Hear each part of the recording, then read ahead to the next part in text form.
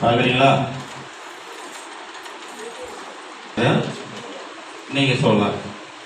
பாருங்க, அவங்க ஒரு ஸ்ப்ரிங் இருந்தாங்க முன்னாடி அந்த இடத்துல இந்த இடத்துக்கு வருது.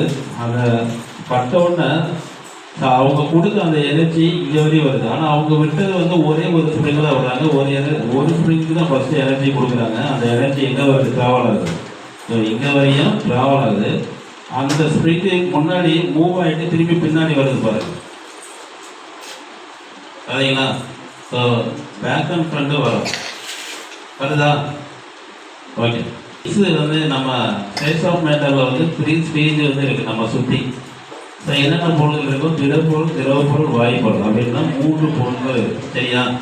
ஸோ இது என்ன பொருள் அப்படின்னா இது திடப்பொருள், சாலிட் திங்ஸ். சரியா? ஸோ இதில் எப்படி பேசக்கூடிய இந்த சவுண்டு வந்து பரவுது அப்படின்ற கான்செப்ட் தான் இருக்குது.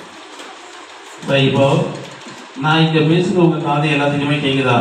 ஸோ இது எப்படி நான் இங்கே பேசக்கூடிய ஒளி உங்கள் காதுக்கு எல்லாம் கேட்குது? எதன் மூலம் பரவுது? காற்று மூலம் பரவுது. Very good. ஸோ அந்த காற்று மூலம் பரவுது. காற்று அப்படின்றது வந்து என்ன? திடப்பொருளா வாயு பொருளா?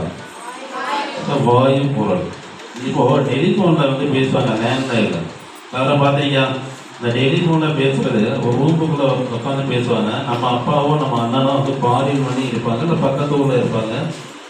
ஆனால் அவங்களுக்கு எப்படி கேட்குது? எதன் மூலம் பரவுது? டெலிஃபோன் என்ன பொருள்? அது ஒரு திடப்பொருள். திடப்பொருள் பார்த்தீங்கன்னா இந்த மாதிரி கேபிள் விட்டுருப்பாங்க. பார்த்துருக்கீங்களா? அந்த கேபிள்னால் அந்த ஒளியானது ட்ராவல் ஆகியும் அவங்க ஆப்போசிட் இருக்கக்கூடிய காலுக்கு வந்து கேட்கும். சரியா?